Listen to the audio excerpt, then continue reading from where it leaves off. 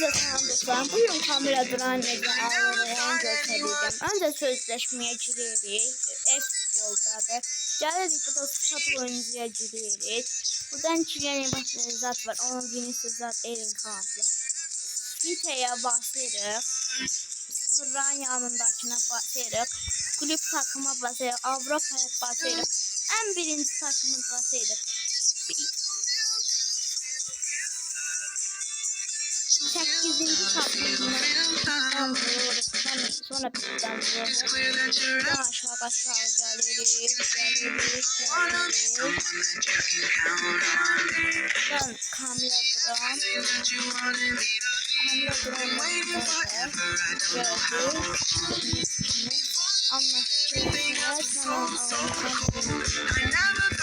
Bunun yanında takımını bilenler yazsın. Onun için videoyu izleyin. Sağ olun, salamat kalın. Görüşürüz.